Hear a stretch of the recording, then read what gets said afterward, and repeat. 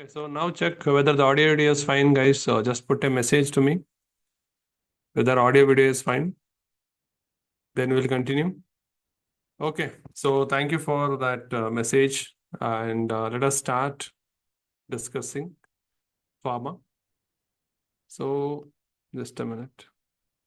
Okay, so it's an online session, so let's be interactive. थोड़ा interaction रखते हैं. So we'll start understanding first of all pharmacology. Pharmacology. So the simplest understanding of this, pharma means drug, and we know that logi means study. So pharmacology deals with two important things. Number one, to study the drug. And number two, to understand how we apply these drugs to treat the patient. Now tell me why we should study pharmacology. One, I will tell you. One is for your FMG exam. Second, why should we study pharmacology? Can you put a message? Why should we study pharmacology? As a doctor, should I know about drugs?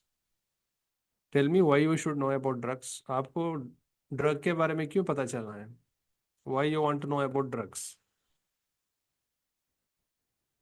You can Google. You will get all the information in the Google. Then why should you know about drugs? Yes, any messages? हमको drug के बारे में क्यों जानना है? Yes, to treat people in right way, correct?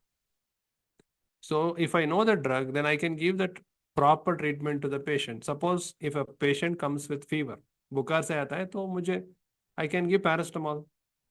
Infection से आता है तो मुझे दे देना है antibiotics. Suppose a patient comes with TB, तो मैं उनको HIV ड्रग दे सकता हूँ? नहीं दे सकता हूँ. तो the purpose of knowing pharmacology is to understand drugs so that I write the drugs properly to the patient. So as Shiva Tiwari has told, to treat people in a right way. That is what we can do. Okay. Now today's thing is we are taking a demo class. Demo class, what I have planned is we'll take up respiratory pharma in the beginning. We'll understand what topic to be discussed, and then we'll understand how to remember the drugs and how to solve the MCQs. So first of all, the topic what I'm going to discuss now is called drugs for a common disease. Drugs for, I will not tell you the disease, you only guess the disease. I will show you. You guess the disease. Not this. Just a minute. I will show you the disease. Yes. So you read this case and tell me what disease are we discussing now. So just check. 19-year-old female present to the clinic with wheezing, tightness of chest, breathlessness, and coughing.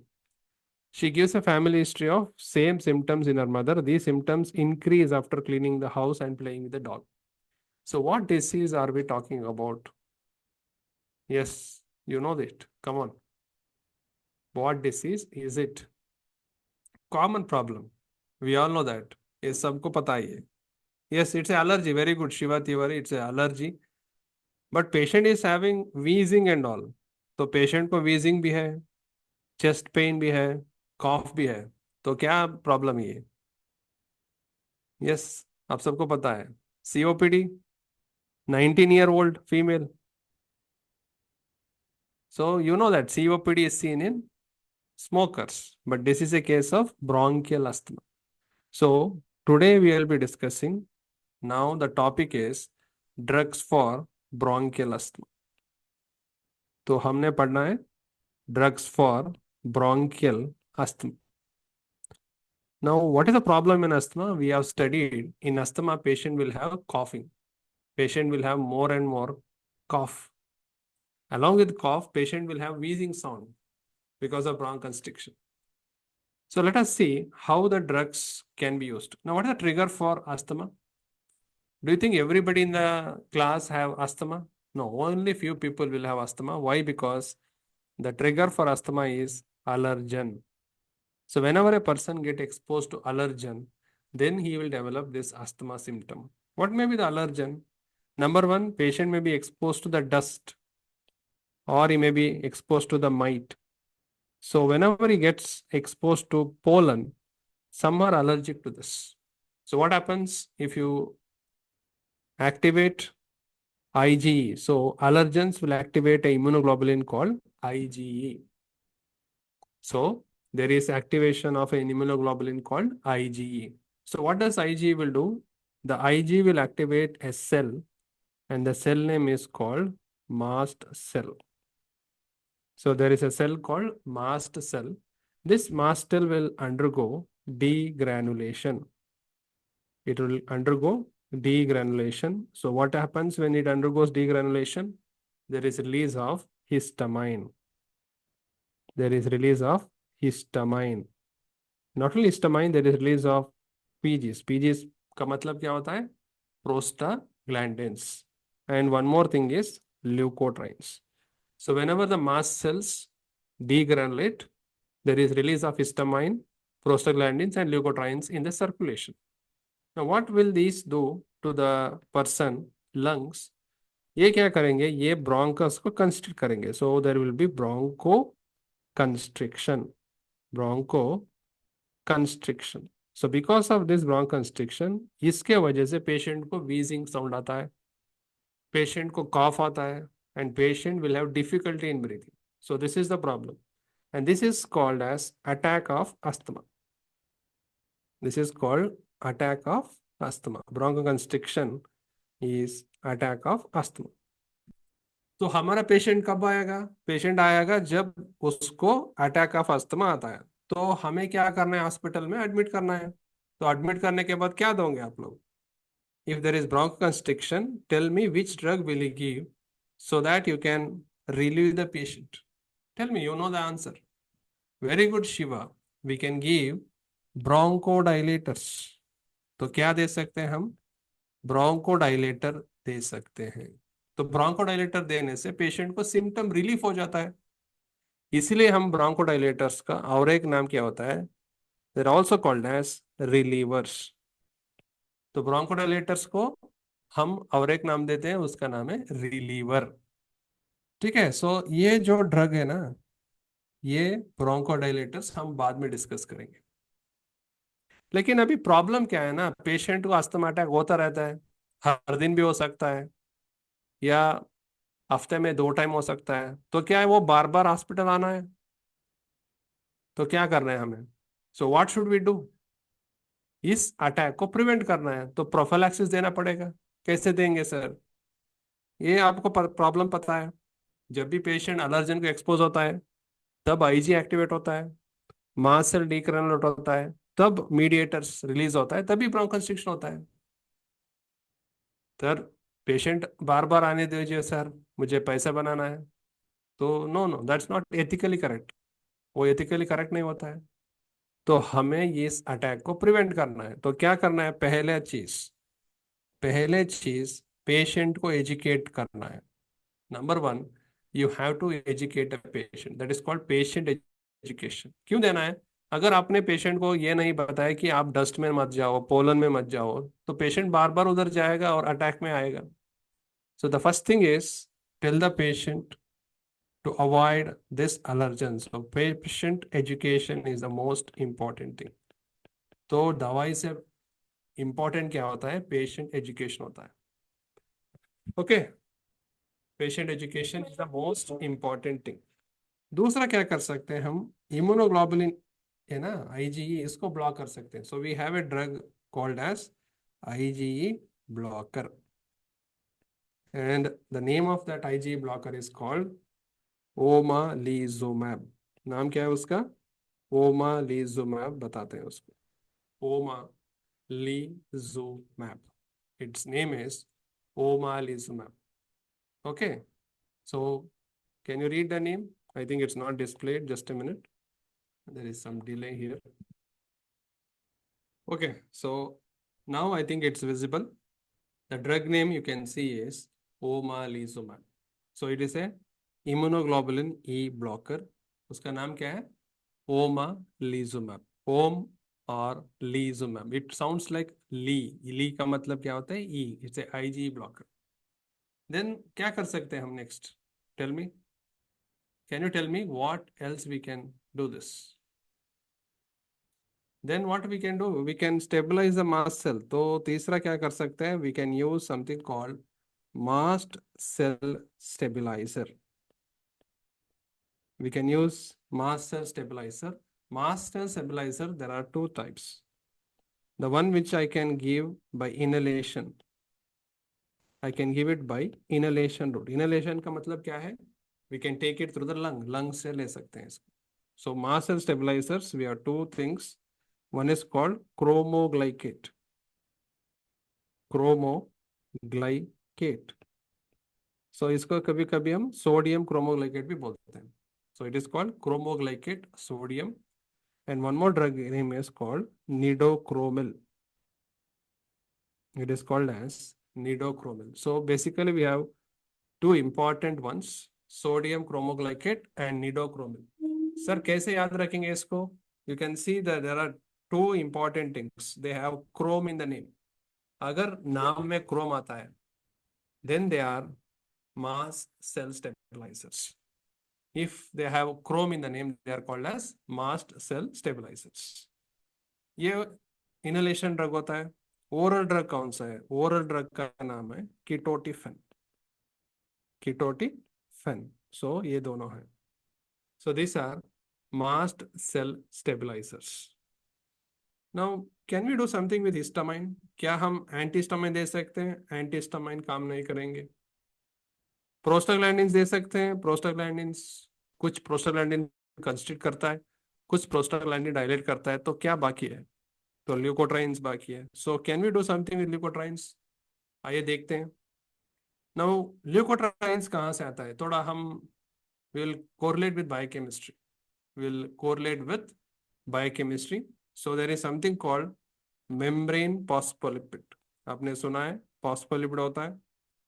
From phospholipid we get an acid called arachidonic acid. Arachidonic acid. So this acid is acted upon by two enzyme. इसको दो enzyme act करेगा. एक का नाम है COX and दूसरा नाम है LOX. Now this COX will give rise to prostaglandins and LOX will give rise to leukotrienes. And these leukotrienes are going to cause bronchoconstriction. So these leukotrienes are going to cause bronchoconstriction. Which is the enzyme which will convert membrane phospholipid to organic acid is called phospholipase A2.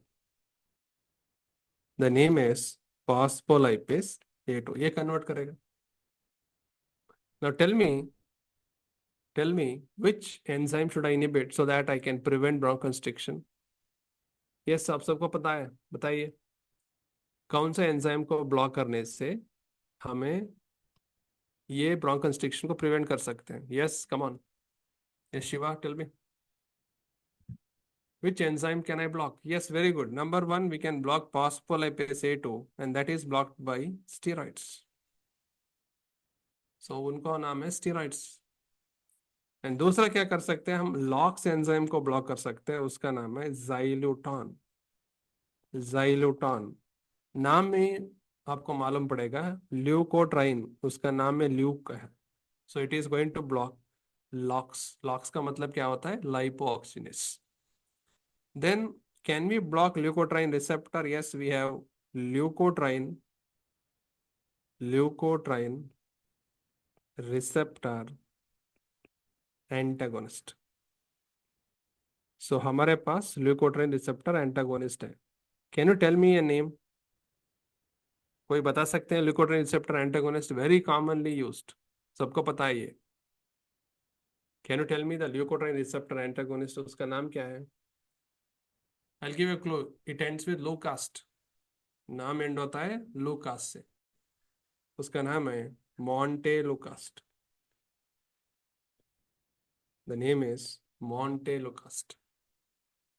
So अभी तक हमने जो भी drug पढ़ा है, very good Shiva, Montelukast.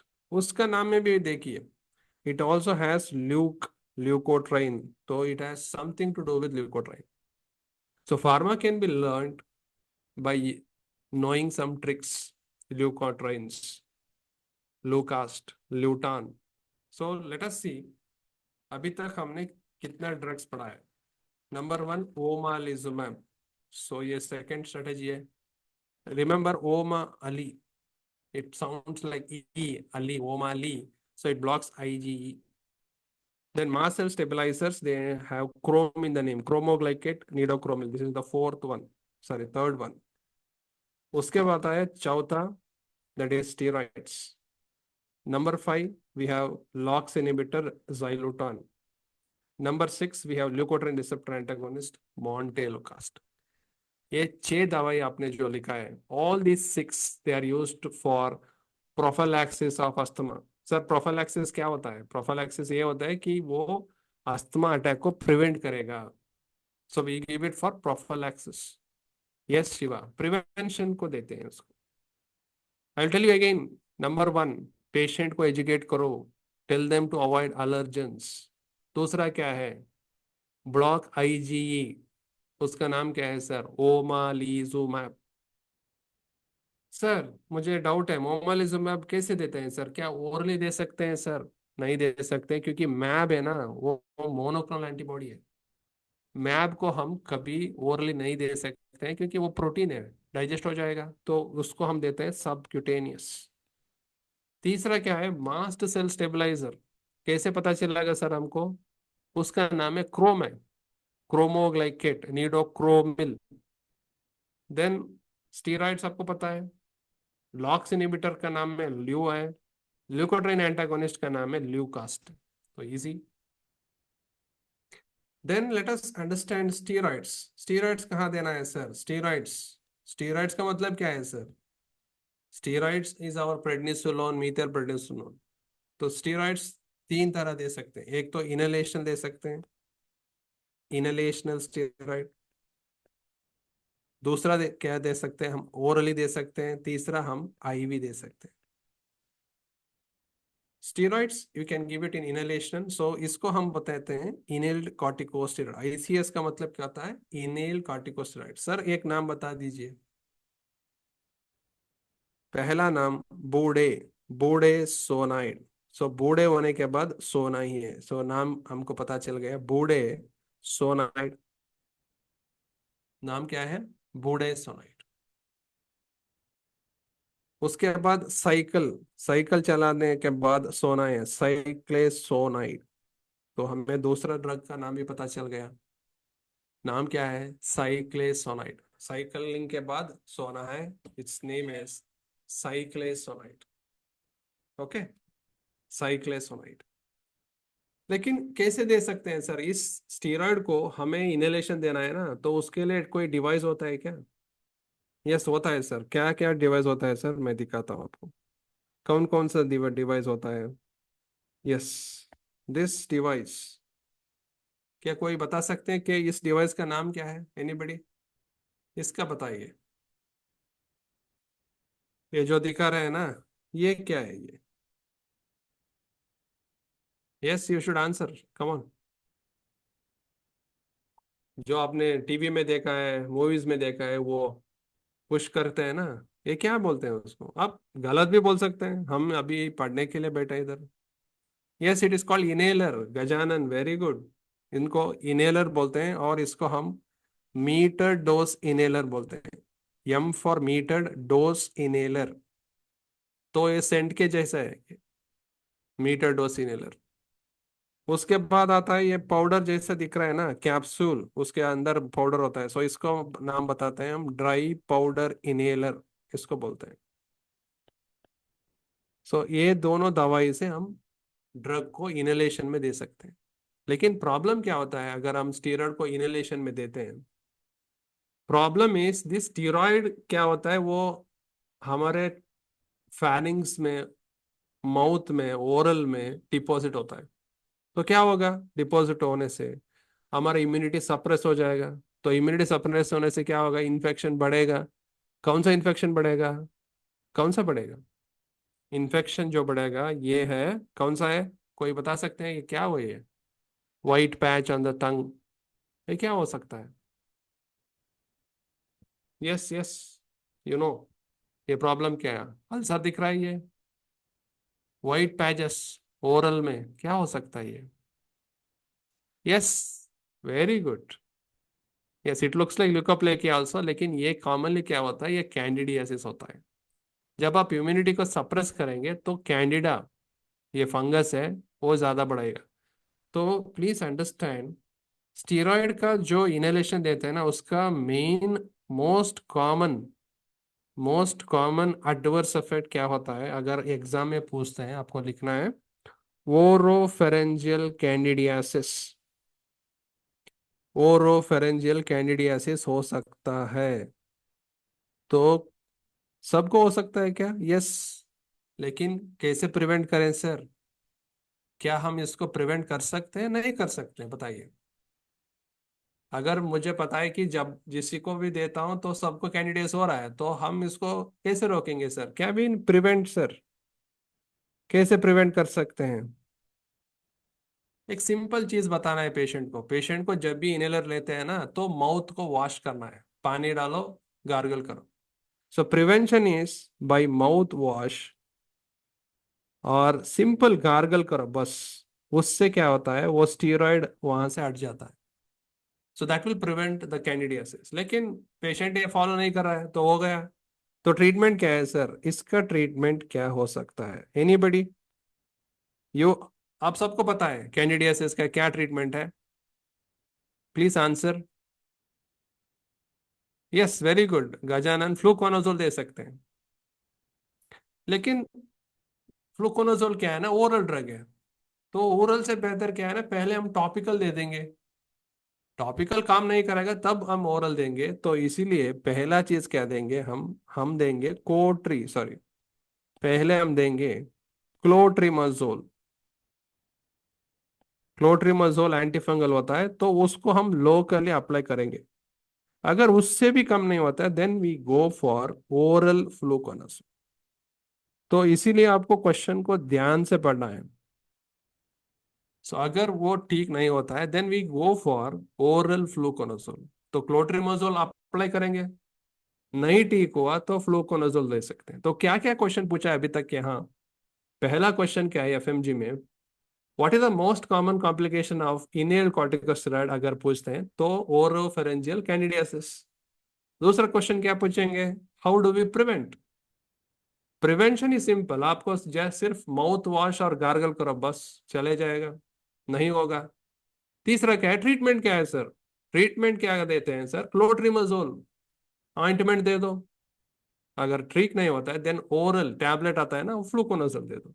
ये आपका FMG में आया है, आईएनआईसीटी में पूछा है, अभी अभी पूछा था, नीट भी सभी में यही क्वेश्चन पूछते हैं।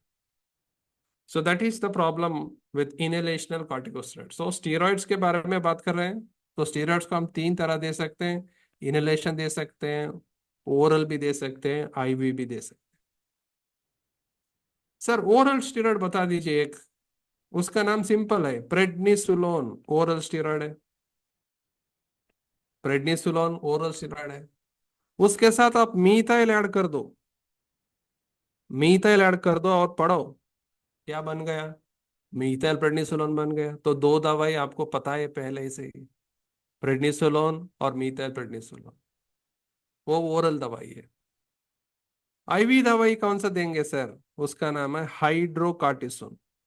हाइड्रोकार्टिसोन, हाइड्रोकार्टिसोन, ये हाइड्रोकार्टिसोन है। सर ये तीनों दवाई ठीक है, आपने बताया कि इनहेलेशन दे सकते हैं, ओरल दे सकते हैं, आईवी दे सकते हैं, ओके। मैं एक एग्जांपल देता हूँ, मुझे अस्थमा है, तो मैंने आपके हॉस्पिटल में आया, तो मैं बोल रहा हूँ सर मुझे कभी कभी अस्थमा अटैक होता है। तो मुझे आप बताइए कि आप मुझे इनहेल स्टीरॉयड देंगे या ओरल स्टीरॉयड देंगे, आईवी देंगे? मैं आपके हॉस्पिटल आया एंड आई टेल यू, मुझे कभी कभी अटैक आता है, तो इनहेलेशन देंगे, ओरल देंगे या आईवी देंगे? Yes, yes, correct. So inhalation steroid हम माइल्ड टू मॉडरेट केस में देंगे, correct, very good. Mild to moderate cases में हम इनहेलेशन स्टीरॉयड देंगे। अगर अस्थमा अटैक उतना ज्यादा नहीं है तो इनहेल स्टीरॉयड दे दो। लेकिन जब अस्थमा कंट्रोल में नहीं आ रहा है, हमने बहुत सारा ड्रग दे दिया, कंट्रोल में नहीं आ रहा है, देन फॉर सीवियर अस्थमा उसके लिए हम देंगे oral. Sir, why don't you give oral steroid in the beginning वाले, पहले से ही ओरल दे दो, क्या प्रॉब्लम है? जब पेशेंट आता है तभी दे दो, क्यों इनहेलेशन देना है उसके बाद ओरल देना है? प्रॉब्लम क्या है? अगर ओरल स्टेरॉइड दे दिया, अपने फिजियोलॉजी में पढ़ा है, स्टेरॉइड्स देने से एडवर्स इफेक्ट क्या होता है? मून लाइक फेस, आपका फेस अच्छा दिखता है मून की तरह, और उसके साथ एक टोन भी आ जाता है, यू विल हैव ओबेसिटी, और एक अम्प, बफल अम्प होता है, बीपी बढ़ता है, शुगर बढ़ता है। आपने एक अभी अभी एक वेडिंग देखा है, किसके वेडिंग देखा है? सोशल मीडिया में वायरल हुआ था, जो बहुत अमीर है, किसका वेडिंग देखा आपने? क्यों वो ऐसा मोटा बन गया है? Yes, who is that? Yes, you know. अब सबको पता है क्यों वो ऐसे बन गए वो, क्योंकि उसका अस्थमा कंट्रोल में नहीं आ रहा था, इसलिए हमने उसको ओरल स्टेरॉइड देना पड़ा। तो जब हम ओरल स्टेरॉइड देते हैं तो you will have moon like face, buffalo हम, ओबेसिटी, सेंट्रल ओबेसिटी हो जाता है, बीपी बढ़ जाता है। तो दैट्स व्हाई क्वेश्चन ऐसे ही पूछेंगे, पेशेंट को अटैक ज्यादा आ रहा है तो सीवियर हो रहा है तो ओरल दे दो। सर वो तो ठीक है सर, आईवी कब देंगे सर? आईवी, आईवी दे देंगे जब इमरजेंसी, सडनली अटैक हो गया, अस्थमा अटैक, पेशेंट ब्रीथ नहीं कर पा रहा है, very difficult to breathe, then we use it in a condition called status asthmaticus. It's an emergency condition called status asthmaticus, also called as acute attack of asthma. इसमें हम ivy दे सकते हैं स्टेरॉइड्स। ठीक है सर। सर, अभी तक हमने जो भी पढ़ा है वो सभी प्रोफाइलैक्टिक ड्रग्स है। और एक बार बताता हूँ, पहला क्या है? पेशेंट को एजुकेट करो। दूसरा, आईजी को ब्लॉक करो, उसका नाम है ओमालिजुमैब। तीसरा, मास सेल स्टेबलाइजर, जिसका नाम है क्रोम है। नेक्स्ट क्या है? स्टीरॉइड्स है, वो फॉस्फोलिपिड को इनिबिट करेंगे। ज़ाइलोटॉन लॉक्स को इनिबिट करेगा। मॉन्टेलोकास्ट ल्यूकोट्राइन रिसेप्टर एंटागोनिस्ट है। सो ये सारे ड्रग हम कहाँ देते हैं? प्रोफिलैक्सिस में देते हैं, except hydrocortisone which is given IV during emergency. उसके अलावा सभी ड्रग्स प्रोफिलैक्सिस में देते हैं। वो तो ठीक है सर। अभी क्या है, प्रोफिलैक्सिस ड्रग्स का और एक नाम क्या बोलता है? Prophylaxis drugs are also called as, इनको हम कंट्रोलर्स भी बताते हैं। कंट्रोलर्स। सर, क्यों इनको कंट्रोलर्स बता रहे हैं आप? क्योंकि वो अस्थमा अटैक को कंट्रोल कर रहा है, इसलिए हम इसको कंट्रोलर बताते हैं। Then what are the drugs which we use in attack? Those are called bronchodilators. Bronchodilators का और एक नाम क्या होता है sir? They are also called as relievers बताते हैं इसको। They are also called as relievers.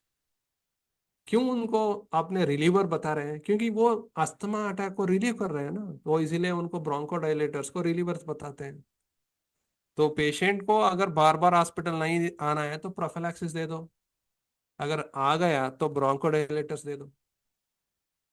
वो तो ठीक है सर, लेकिन ब्रोंकोडाइलेशन कैसे करेंगे? देखेंगे ब्रोंकस में क्या होता है, देखेंगे पहले। तो ये ब्रोंकस है जो मैं अभी लिख रहा हूं ना, ये ब्रोंकस होता है,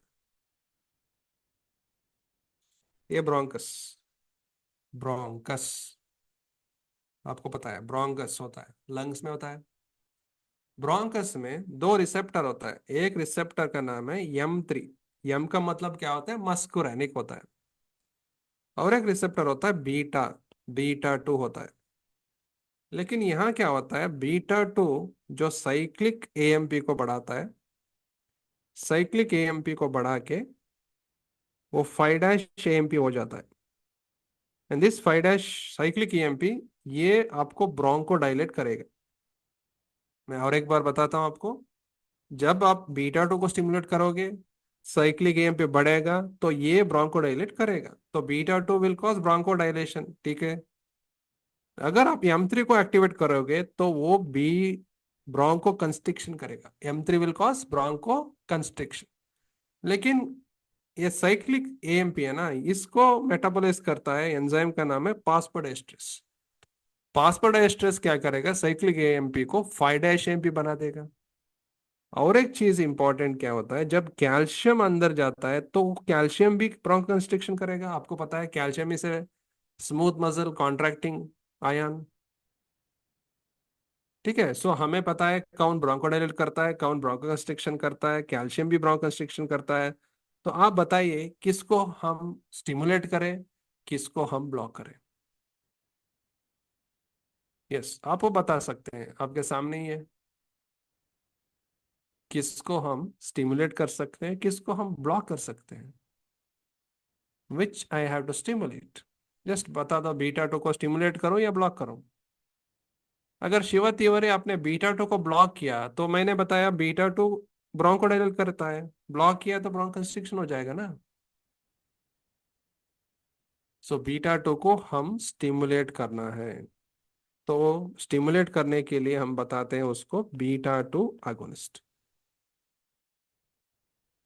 M3 क्या करता है, ब्रोंक कंस्ट्रिक्शन कर रहा है तो हम इसको ब्लॉक करना है, so we call it as muscarinic. Muscarinic blockers को क्या बताते हैं फार्माकोलॉजी में, एंटागोनिस्ट बताते हैं। तो हमें दो दवाई मिल गया, एक तो बीटा टू अगोनिस्ट मिल गया, दूसरा मस्कुरेनिक एंटागोनिस्ट मिल गया। और तीसरा क्या कर सकते हैं, अगर हमने फास्फोडाइएस्टर्स को ब्लॉक किया, अगर हमने फास्फोडाइएस्टर्स को ब्लॉक किया तो क्या बढ़ेगा, साइक्लिक एएमपी बढ़ेगा। अगर साइक्लिक एएमपी बढ़ेगा तो ब्रोंकोडाइलेशन बढ़ेगा। सो कौन सा दवाई है सर जो फास्फोडाइएस्टर्स को इनिबिट करता है, उसका नाम है मीथाइलजांथिन्स। सो दे आर कॉल्ड एज मीथाइलजांथिन्स, वो बताते हैं। मीथाइलजांथिन्स क्या है सर, वो कुछ नहीं है, आप जो कॉफी टी पीते हैं ना वही मीथाइलजांथिन्स है। तो कैल्शियम को मैं अंदर छोड़ूं या ब्लॉक कर दूं, यस कैल्शियम को आप ब्लॉक कर सकते हैं। तो कौन सा दवाई ब्लॉक करेगा, उसका नाम है magnesium sulphate. So magnesium sulphate. तो हमें चार ब्रोंकोडायलेटर्स मिल गए, एक तो beta two agonist, muscarinic antagonist, methyls methylxanthines और मैग्नीशियम सल्फेट। ठीक है, तो हम एक के बाद एक पढ़ेंगे। पहले पढ़ेंगे बीटा टू अगोनिस्ट, पहले पढ़ेंगे beta two agonist, beta two agonist. तो इसमें दो तरह का दवाई होता है, एक का नाम है साबा। बी ये मतलब क्या होता है, बीटा टू अगोनिस्ट। एस से मतलब क्या होता है, शॉर्ट एक्टिंग। शॉर्ट एक्टिंग मतलब वो काम थोड़ी देर करता है, दिन में आपको 4 बार देना पड़ता है। नाम क्या है सर साबा का, एक का नाम है साल ब्यूटामॉल, एक का नाम है सालबुटामॉल, दूसरा का नाम है टर्बुटालिन, उसका नाम है टर्बुटालिन। तो ये दोनों दवाई शॉर्ट एक्टिंग है। लेकिन प्रॉब्लम क्या है, अगर ड्रग शॉर्ट एक्टिंग है, प्रॉब्लम क्या है, अगर आपको अस्थमा है देन आपको इसको दिन में 4 बार लेना पड़ता है। तो who will take it 4 times in a day. Patient को क्या करता है, पेशेंट आप डॉक्टर को चेंज करता है। तो शॉर्ट एक्टिंग बीटा अगोनिस्ट आप ज्यादा दिन तक नहीं ले सकते। देन क्या होगा अगर आप साल्बुटामॉल किसी पेशेंट को देते हैं, so what happens if you give salbutamol, any adverse effect sir. Salbutamol adverse effect, they have asked plenty of times. Salbutamol का adverse effect you remember as 3T। What are the 3Ts, patient में develop tachycardia, patient में develop tachycardia. Will the patient come and tell you sir I have develop tachycardia, उसको क्या medical वो तो थोड़ी ना पड़ा है वो। he will tell sir I have palpitations। second, patient will develop tremors, तो हाथ ऐसे हिलने लगता है। तीसरा क्या होता है, पेशेंट में डेवलप टॉलरेंस। सर टॉलरेंस का मतलब क्या है सर, टॉलरेंस मीन्स अगर हम किसी दवाई को बार बार देते हैं, if we give the drug repeatedly the drug will not work, वो दवाई काम नहीं करेगा। सो दैट मीन्स साल्बुटामॉल आप हर दिन नहीं दे सकते हैं, दैट मीन्स अटैक के समय ही दे सकते हैं, you can only give it during attack. So let me repeat again, the 3Ts are tachycardia, tremors, and patient may develop tolerance. Then 2H, the 2H are hyperglycemia, hyperglycemia मतलब glucose बढ़ेगा, but हाइपोकेलीमिया। So the adverse effect of salbutamol are these things. What are the two H sir? Two H are hyperglycemia and hypokalemia. लेकिन problem क्या है ना, exam के time में ये सब अभी समझ में आता है, लेकिन एग्जाम में कंफ्यूजन हो जाता है. सो विजिट हाइपरग्लाइसीमिया हाइपोग्लाइसीमिया, कभी कभी ऐसे डाउट आ जाता है. Yes sir no. अभी तो माइंड फ्री है थोड़ा, तो सभी समझ में आ रहा है, लेकिन एग्जाम में कंफ्यूजन हो जाता है, इसके लिए थोड़ा ट्रिक को चाहिए. आपको ABCD पता है, ABCDEF, पहला आता है G, HIJK, उसके बाद आता है. तो जब आपको साल्बुटामोल एडवर्स इफेक्ट में कंफ्यूजन होता है, सो प्लीज राइट दिस. तो पहला आया G, so G is up and दूसरा K इज डाउन. तो G मतलब हाइपरग्लाइसीमिया, K मतलब hypokalemia. So salbutamol will cause hyperglycaemia and hypokalemia. तो ये आपको कभी कंफ्यूजन होने से रोक देता है. ठीक है. सो दिस इज अबाउट साबा drug, salbutamol and terbutaline. Question is, अगर हमारे पास साबा है तो क्यों चाहिए लाबा? लाबा का मतलब क्या है sir? Long acting beta agonist. Long acting, ये बहुत देर तक काम करते हैं, दिन में 2 बार दे सकते हैं, 12 आवर्स दे विल वर्क. तो पेशेंट को कंफर्टेबल है ना, सुबह ले लो और रात को एक पफ ले लो बस. So what are the LABA drugs sir? Two drugs are there. एक का नाम है फॉर्मोटिरॉल, फॉर्मोटिरॉल, और दूसरा नाम है सालमीटेरॉल. सो फॉर्मोटिरॉल एंड सालमीटेरॉल. सर कैसे इसको याद रखेंगे? देखिए आपके पास मोटरसाइकिल है, मोटिरॉल, तो आप किलोमीटर चल सकते हैं, meterol. So we have salmeterol and formoterol. तो ये दोनों लॉन्गर एक्टिंग है. कैसे याद रखेंगे sir? Motor metre, formoterol, salmeterol. Please understand this, formoterol has fast onset and salmeterol has slow onset. onset का मतलब क्या है सर? onset का मतलब, आपने सबने डोलो 650 लिया फीवर के लिए. जब आपने लिया था Dolo 650, do you think immediately और फीवर केम डाउन? नहीं सर, आधे घंटे के बाद कम हुआ था. So that is called onset of action of the drug. Fast onset मतलब जब दवाई देता है ना, तो काम जल्दी शुरू कर देता है. सो यू टेल मी, अगर कोई पेशेंट अस्थमा अटैक में आता है, तो हम फार्मेट्रॉल दे सकते हैं या सालमेट्रॉल दे सकते हैं? आप बताइए, मैसेज कीजिए मुझे. कोई इमरजेंसी में आता है, so will you give formoterol और salmeterol, which one is best? Yes Shiva, you are right, formoterol, क्योंकि उनका ऑनसेट ऑफ एक्शन है फास्ट, ये दे सकते हैं. तो ये जो हमने डिस्कस किया, ये है पहला bronchodilator, they are beta two agonist. दूसरा क्या होता है? They are called as muscarinic antagonist. These are called as muscarinic antagonist. इनमें दो होता है, सामा. सामा मतलब सिंपल है, मस्करैनिक एंटागोनिस्ट. ये से मतलब शॉर्ट एक्टिंग. नाम क्या है सर? नाम है इप्राट्रोपियम ब्रोमाइड. इप्राट्रोपियम ब्रोमाइड, अगर याद में रखो तो रखो, नहीं तो नहीं रखो. Remember, it is mainly ipratropium. Then we have a long acting one that is called LAMA. LAMA is tiotropium. Tiotropium. In pharma, there is a trick. अगर आपको कोई लॉन्ग एक्टिंग ड्रग पूछते हैं, most of the long acting drug उनका नाम शुरू होता है टी से. अगर एग्जाम में कुछ भी क्लू ही नहीं है, the question asked will be which are the following drug is longer acting. आपको कुछ भी पता नहीं है, जो टी से शुरू होता है वही लॉन्गर एक्टिंग है. अब एक एग्जांपल देता हूँ आपको. एफएमजी में एक क्वेश्चन आया था, विच of the phosphodiesterase 5 inhibitors are longer acting? They had given sildenafil, avanafil, vardenafil, tadalafil. They are given these things. Then what will you choose? T. T से शुरू होता है, tadalafil दे सकते हैं. Yes Shiva, you right. तो कुछ ट्रिक्स से हम ये एग्जाम क्रैक कर सकते हैं, कुछ मेमोरी से क्रैक कर सकते हैं. So everywhere we can do that. So this muscarinic antagonist दो तरह का होता है, SAMA and LAMA. And where do we use them? We use them in both COPD and we use them in bronchial asthma. आपने पहला question जब मैंने आपको केस दिखाया, आपने बताया कि वो सीओपीडी केस है, लेकिन वो अस्थमा केस था। लेकिन you can use them for both COPD and asthma, because COPD में भी ब्रोंकोस्ट्रिक्शन होता है, so I can use them.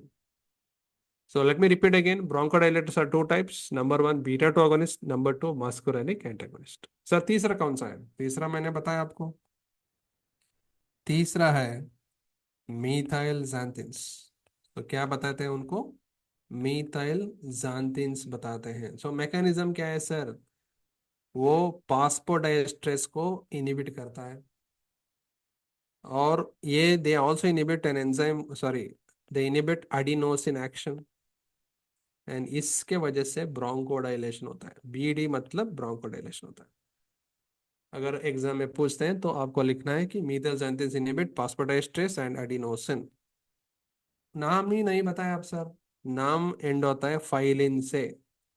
जो भी मीथाइल xanthine है उसका नाम एंड होता है फाइलिन से. फाइलिन. अगर आपने अमाइनो ऐड कर दिया तो अमाइनो फाइलिन हो गया.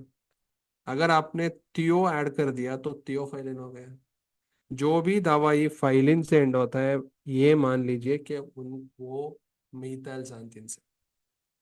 अभी इनका यूज उतना नहीं चल रहा है क्योंकि adverse effects are very more. तो वो एडवर्स इफेक्ट ज्यादा है, इसलिए इनका यूसेज कम हो चुका है. So let me repeat again. Three bronchodilators. Number one, beta agonist. Number two muscarinic antagonist. Number three methyl xanthine. Last कौन सा है? Last is magnesium sulphate. Sir ये कैसे काम करेगा? ब्रोंकोडाइलेट करेगा. It inhibits calcium entry. अगर कैल्शियम स्मूथ मसल में एंट्री नहीं होता है तो स्मूथ मसल रिलैक्स होगा, ब्रोंकोडाइलेट होता है. लेकिन कैसे दे सकते हैं सर? इसको आप आईवी दे सकते हैं या नेबुलाइजेशन में दे सकते हैं. नेबुलाइजेशन में दे सकते हैं. So either you can give IV और नेबुलाइजेशन. आपने नेबुलाइजर देखा है? I will show you the nebuliser image. ये डिवाइस है ना, ये नेबुलाइजर है. नेबुलाइजर का एडवांटेज क्या है ना, ये सारे एज में यूज कर सकते हैं. बच्चों में दे सकते हैं, बड़ों में दे सकते हैं. Anybody can use. Now I told you, आपको टेक्निक का जरूरत होता है. अगर टेक्निक नहीं है, if many of you have seen this, at least guess which is this web series. क्या गेस कर सकते हैं? Nobody will ask in the FMG exam, उसमें नहीं पूछते हैं. लेकिन यहाँ क्या है ना, ये अगर आपने देखा है तो doctor would have given inhaler. Inhaler को कैसे लेना है पेशेंट को डॉक्टर ने नहीं बताया, तो पेशेंट क्या करेगा? इनहेलर को ऐसे स्प्रे करके आता है, तो बोलता है कि मुझे इंप्रूवमेंट नहीं हुआ है. तो इसीलिए इम्पॉर्टेंट क्या है, you have to inform the patient how to use the inhaler also. अगर नहीं बताया, only drug you give, it may not work. So this is why this can be prescribe inhaler for a child? No, they can't take. So for children अगर inhaler देना है तो हम add करेंगे एक डिवाइस, उसका नाम है स्पेसर. ओके, सो ये सब है. So we told four bronchodilators. Number one, beta agonist. Number two, muscarinic antagonist, xanthines, methyl xanthines and magnesium sulphate. ये सारे ड्रग अस्थमा में यूज कर सकते हैं. So after studying these things, हमने ये सारे पढ़ने के बाद एक रिवाइज करेंगे. क्या करेंगे sir? What is the topic we are discussing? The topic name is drugs for bronchial asthma. वही patient comes to the hospital, उनको wheezing हो सकता है, cough हो सकता है, chest tightness हो सकता है. दो तरह के ड्रग दे सकते हैं. एक तो प्रोफिलैक्सिस के लिए दे सकते हैं, दूसरा अटैक के लिए दे सकते हैं. प्रोफिलैक्सिस के लिए क्या क्या है सर? पहला, पेशेंट एजुकेशन दे दो. Omalizumab IgE blocker, cromoglycate mast cell stabiliser, leukotriene antagonist montelukast, LOX inhibitor zileuton और स्टेरॉइड. स्टेरॉइड से सबसे कॉमन कौन सा देते हैं? इनहेलेशन स्टेरॉइड देते हैं. लेकिन कॉम्प्लिकेशन क्या है सर? Oral candidiasis. प्रिवेंट कैसे करेंगे? माउथ गार्गल करो. ट्रीटमेंट क्या ऐसे करेंगे? क्लोट्रिमोजोल दे दो, नहीं तो ओरल फ्लुकोनाजोल दे सकते हैं. अगर ब्रोंकोडाइलेटर की बात करें तो चार होता है. एक तो बीटा अगोनिस्ट है, देयर आर टू टाइप्स, साबा एंड लाबा। शॉर्ट एक्टिंग में दो होता है, साल्बुटामॉल, टर्बुटिलिन। साल्बुटामॉल का एडवर्स इफेक्ट क्या होता है? 3T, tolerance, tachycardia and tremors. 2H, hyperglycemia, hypokalemia. Then we have LABA. Then we have muscarinic antagonist, SAMA and LAMA. SAMA is ipratropium, LAMA is tiotropium. Correct?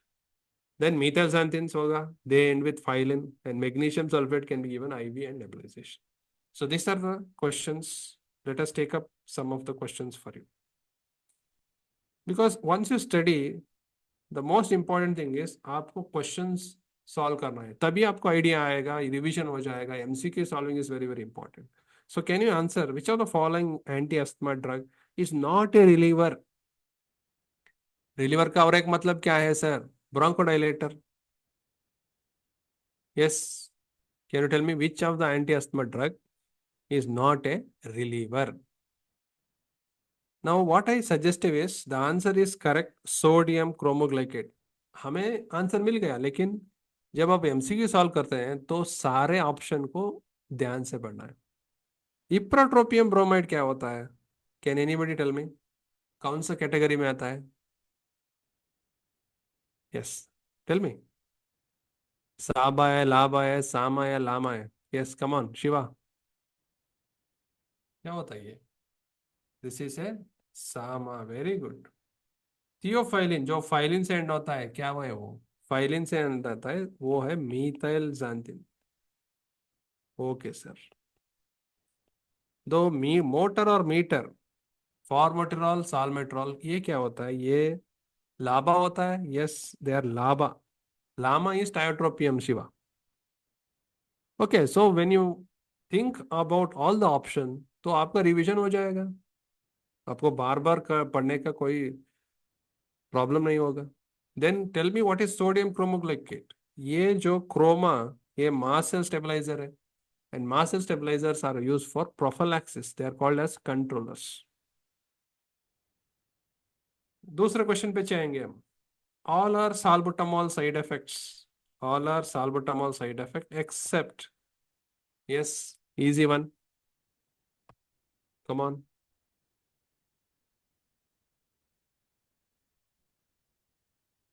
come on, come on, everybody can answer.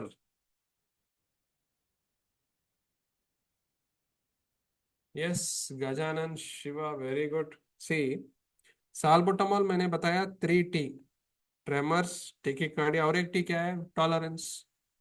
Hyper, ये दोनों में confuse हो जाएगा, तो मैंने क्या बताया आपको? जी लिखो, के लिखो। अगर जी ऊपर है तो हाइपरग्लाइसीमिया, के नीचे है तो हाइपोकैलेमिया, तो ये भी मिलता है, तो हाइपोग्लाइसीमिया नहीं हो सकता है। तो एमसीक्यू सॉल्व करने से आपको रिवीजन भी होगा, कंफ्यूजन भी दूर हो जाता है।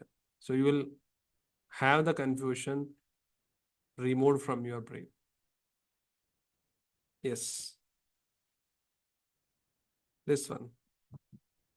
Which of the following is a mast cell stabilizer used in prophylaxis of asthma? Come on, come on. Shiva, think. Don't be a hurry in answering these things. We'll give you time, analyze and answer. मैं बताता हूँ कैसे याद रखना है।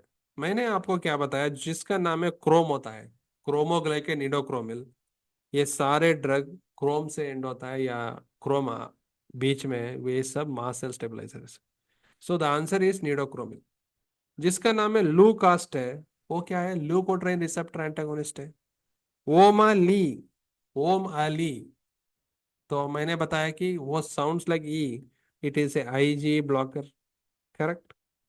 जाइलोटॉन, ये leuton से end होता है, तो what does it inhibit? Inhibits enzyme called LOX. LOX क्या होता है सर? लाइपो ऑक्सीनेस होता है, इसको इनहिबिट करेगा। तो हमारे क्लासेस में हम क्या करेंगे? हम टॉपिक को डिस्कस करेंगे, उसके बाद एमसीक्यूज डिस्कस करेंगे। सो एमसीक्यू डिस्कस करने से क्या होगा? आपका कंफ्यूजन दूर रहेगा, and you will remember it for longer time. So will take one liners also, हम और एक काम करेंगे, वन लाइनर्स को भी देखेंगे। So you try to help me.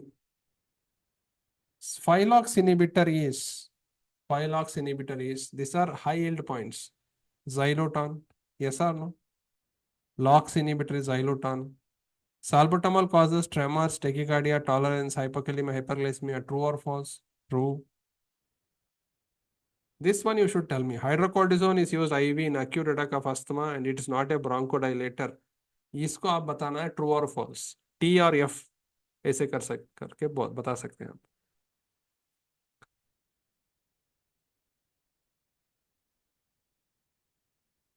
Yes Shiva, yes Gajanana, Snehal. Yes, come on, you people can answer it. Yes, it's a false statement or true statement. Tell me.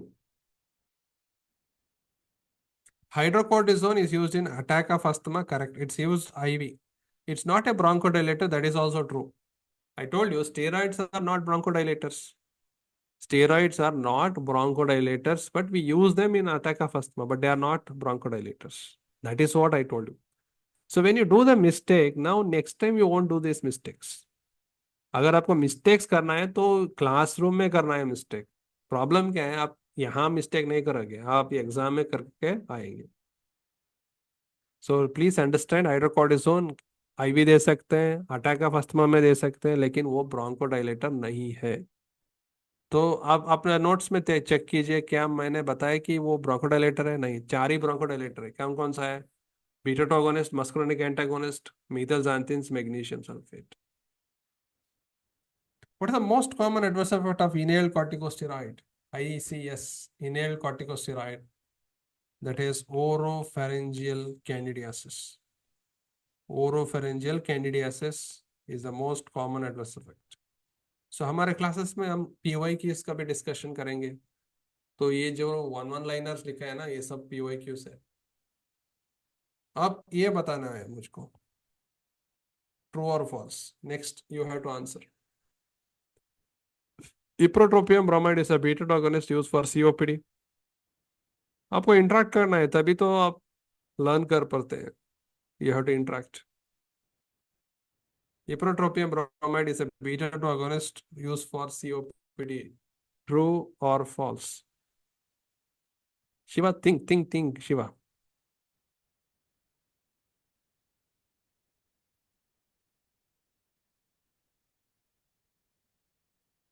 Yes Shiva. So when you tell your mind whether true और false, तब आपको पता चलेगा. सी, इप्रोट्रोपियम जो भी अट्रोपिन नाम में है, ये मस्कुरेनिक एंटागोनिस्ट है, बीटा टू अगोनिस्ट नहीं है. बीटा टू अगोनिस्ट मैंने बताया साबा और लाबा. इप्रोट्रोपियम is Sama, tiotropium is lama. So if we are doing these one liners also, most of our confusions will be gone. That's why we do this type of one liners. We do this MCQs, we take the classes. So this will be a complete package for you to understand, retain this for very long periods. Okay, so any doubt in this topic of drugs for bronchial asthma, please tell me quickly.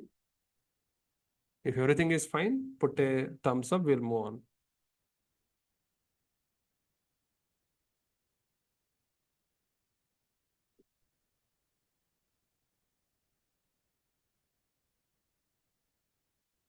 Okay, Shiva and Gajanan. So thank you for your messages. Now, one simple topic, what they will ask you in RS is drugs for cough. Drugs for cough, even though topic is very small, cough topic उतना बड़ा नहीं है, लेकिन एक mark आ गया तो I have seen many students failing from 1 mark, 2 mark. तो कॉफ के लिए क्यों छोड़ना है? कॉफ तो रोज का प्रॉब्लम है. कॉफ देयर आर 2 टाइप्स. एक तो ड्राई कफ होता है, ड्राई कफ. एक तो होता है productive cough. Productive cough, also called as Shiva has told, wet cough. Wet cough. Yeah, wet cough मतलब productive cough. Dry cough का मतलब क्या है ना? Infection is in the upper respiratory tract. Maybe pharynx में हो सकता है, larynx में हो सकता है, तो खांसी आता है. वेट कॉफ में क्या होता है? पेशेंट को स्पूटम रहता है, स्पूटम. लंग्स के अंदर स्पुटम आता है, वो अंदर ही रुक जाता है, बाहर नहीं आ रहा है। तो पहले किस कॉफ को हम सप्रेस करना है? ड्राई कॉफ को सप्रेस करना है, क्योंकि यहाँ स्पुटमनेस खाली पेशेंट को कहाँ से आ रहा है और नींद नहीं आ रहा है, तो वो परेशान कर रहा है। So we use cough suppressants in this, cough suppressants को यूज करेंगे। कॉफ सप्रेसेंट और also called by the name एंटीटस्यु, जो कॉफ को कम करता है ना, उनका नाम है एंटीटस्यु। ठीक है सर। पहले कैसे कम करेंगे सर? पहले देते हैं हम ओपियाइड्स। ओपियाइड्स, आपको एक ओपियाइड बता दीजिए। मॉर्फिन। लेकिन मॉर्फिन कॉफ के लिए नहीं देते हैं। क्या देते हैं मॉर्फिन के लिए? बदले में हम देते हैं कोडिन। कोडिन के साथ फूल दे दो, कोडिन को एक फूल दे दो, तो क्या हो गया वो? फूल कोडिन। कोडिन आपको पहले ही पता है, उसको एक फूल दे दो, तो क्या बन गया? वो फूल कोडिन हो गया। तो ये दोनों वो ओपियाइड्स है। लेकिन प्रॉब्लम क्या है ओपियाइड्स में? अगर हमने पेशेंट को ये दवाई दे दिया तो वो अडिक्ट हो जाएंगे। आपने दिया काफ को, लेकिन उनको मजा आ गया, तो वो छोड़ देंगे, काफ को छोड़ देंगे और ये ड्रग को पकड़ेंगे और डेली ले लेंगे। तो क्या होगा problem? Patient will have addiction. तो उसके बाद क्या होगा? डिपेंडेंस हो जाएगा, पेशेंट को कॉन्स्टिपेशन हो जाएगा। क्या हम इसको बच्चों में दे सकते हैं कोडिन सिरप को? नहीं। अगर बच्चों में दे दिया तो रेस्पिरेटरी डिप्रेशन हो सकता है। तो इसीलिए साइंटिस्ट ने क्या सोचा, हम दूसरा दवाई लेके आएंगे जो बच्चों के लिए दे सकते हैं। तो द मैकेनिज्म इज, वो एनएमडीए ब्लॉकर है। इट इज एनएमडीए ब्लॉकर, उसका नाम है dextromethorphan. The name is dextromethorphan. Dextromethorphan. So remember, dextro means right side, orphan means किसको? You know the meaning of orphan? Methorphan, dextromethorphan. क्या sir इसको हम बच्चों में दे सकते हैं? या दे दो, no problem. Addiction no, nothing. Constipation nothing. So इसीलिए ज्यादातर डॉक्टर्स डेक्स्ट्रोमेथॉर्फन को लिखते हैं। सर मेरा एक डाउट है, what do you mean bye orphan drug sir? एक एग्जाम में पूछे थे एफएमजी में, ऑर्फन ड्रग का मतलब क्या है सर? क्या कोई बता सकते हैं कि ऑर्फन ड्रग का मतलब क्या होता है? Yes, can anybody tell me ये क्या होता है? दोस्त वी कांट गेट इजीली। और बस मार्फिन भी इजीली नहीं मिलता है, गांजा भी इजीली नहीं मिलता है, तो ऑर्फन ड्रग हो सकता है ये? या आपका अंडरस्टैंडिंग ठीक है, दोस्त we can't get easily is correct. So what is that? Orphan drug is drug given for rare disease और कंडीशन। रेयर डिसीज और कंडीशन, रेयर डिसीज और कंडीशन के लिए जो दवाई मिलता है ना, उसका नाम है ऑर्फन ड्रग। उसको हम बताते हैं ऑर्फन ड्रग। एग्जाम्पल बताइए, एक रेयर कंडीशन बताइए sir. Digoxin toxicity, digoxin overdose. कोई पेशेंट हर दिन हमारे हॉस्पिटल में डिजॉक्सिन ओवरडोज में नहीं आता है। Please understand, patient will not come every day with digoxin poisoning. It's a rare condition. Sir, will the patient come with OP poisoning every day? Yes, but digoxin is a rare. Digoxin poisoning is very rare. So, what is the antidote for digoxin overdose? Anybody? It is called DigiBind. Very good, Arbaz. DigiBind, उसका नाम है DigiBind. So, DigiBind is an orphan drug. तो ये आपका FMG में पूछे थे, what do you mean bye orphan drug? A drug for rare disease or rare condition is called orphan drug. Sir मेरा क्वेश्चन क्या है सर, क्या डेक्स्ट्रोमेथॉर्फन एक ऑर्फन ड्रग है क्या? Tell me by answering yes और no. Is dextromethorphan an orphan drug? Please message me, बताइए। Is it a orphan drug?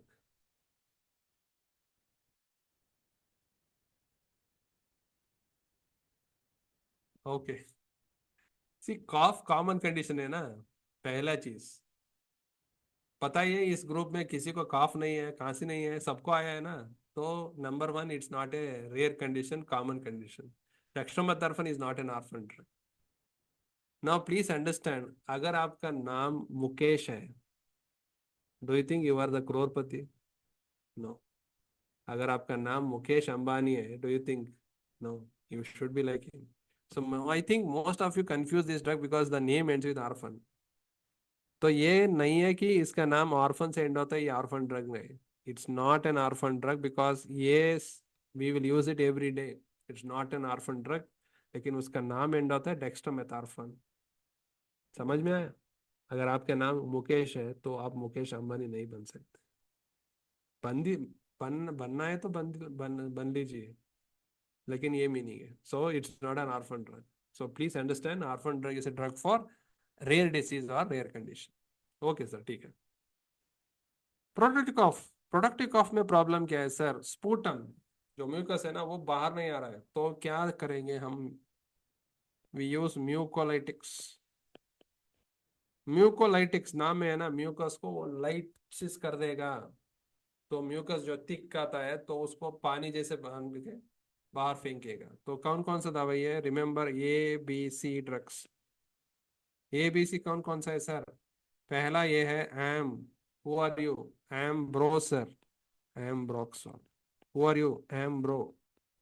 Which bro sir? I am bromhexine sir, I am a brother who is excess, bromhexine. दो दवाई आपको पता है। Who are you? I am bro. Which bro? Brom who is excess. And then I am cysteine. कौन सा cysteine है भाई तुम? I am two cysteine, either I M असिटाइल cysteine और carbocisteine. So there are four drugs actually: ambroxol, bromexin, acetylcysteine, carbocisteine. ये चारों mucolytics है। ये चारों दवाई म्यूकोलाइटिक्स है। How to remember? I told you, ambroxol, bromexin, acetylcysteine, carbocisteine. अगर आपने ये बता दिया तो हम एक MCQ सॉल्व कर देंगे। ये क्वेश्चन कहाँ पूछा था मैं बताता हूँ। ये क्वेश्चन लास्ट ईयर INACET में पूछे थे, one of the premier exams in India. INACET, उसमें ये क्वेश्चन आया था। आप बता सकते हैं आंसर क्या है?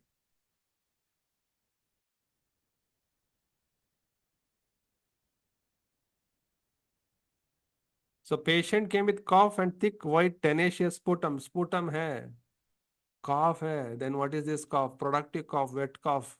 What do you use? Codeine नहीं देते हैं वो ड्राई कॉफ के लिए, डेक्स्ट्रोमेथोर्फिन भी नहीं देते हैं, लियोप्रोपोक्सिफिन आपको पता नहीं है तब भी नहीं देते हैं, तो क्या नहीं दे, क्या देंगे? ब्रोमेक्सिन देंगे।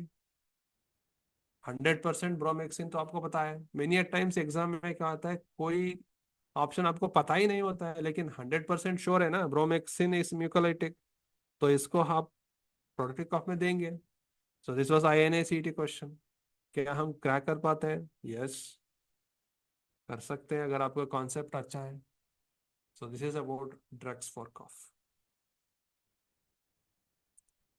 Right? Because I teach not only for FMG, मैं नीट PG INACET सबको पढ़ाता हूँ, तो सभी क्वेश्चन मुझे पता है।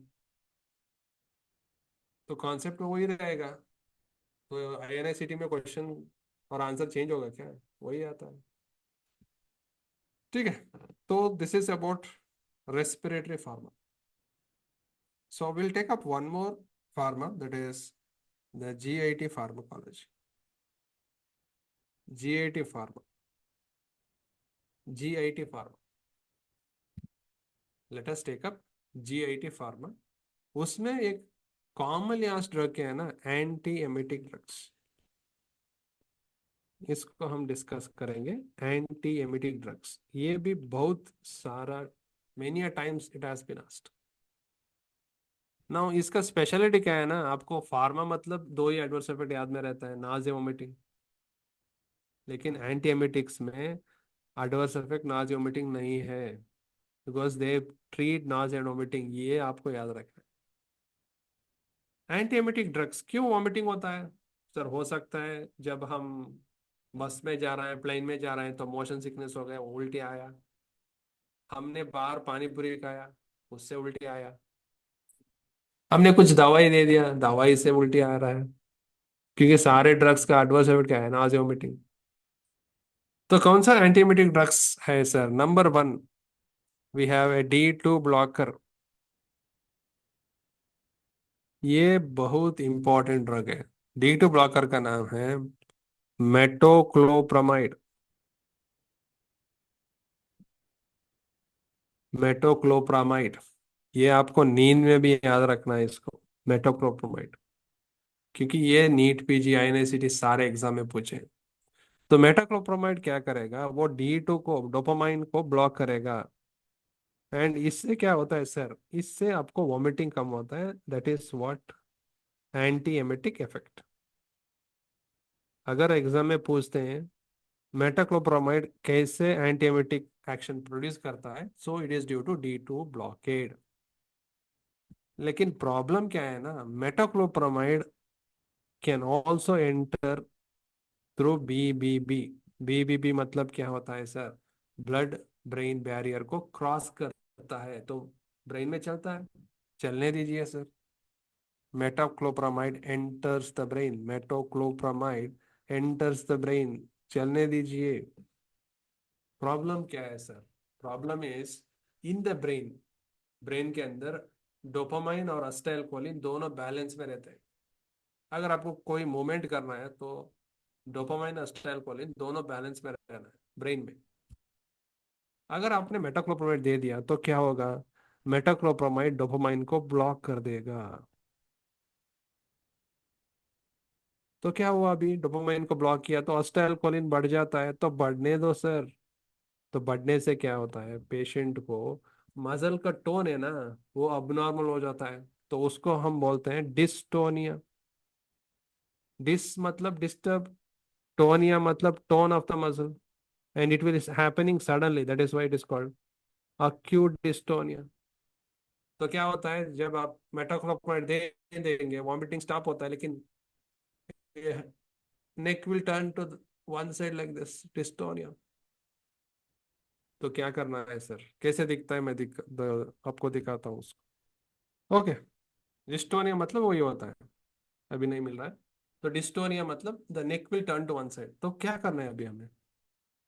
सपोज डिस्टोनिया हो चुका है, तो क्या करना है हमें? तो नेक को ऐसे पकड़ो और घिस लो ऐसे, क्या करना है हमें? तो प्रॉब्लम क्या है sir? Dopamine is blocked, acetylcholine is up. तो मुझे क्या करना है? असिटाइलकोलिन को कम करना है। So treatment of this is to decrease असिटाइलकोलिन।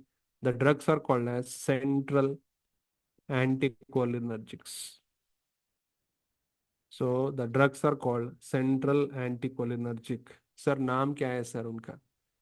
आपके पास बेंज है? यस सर, बेंज है। बेंज एक्सऑल।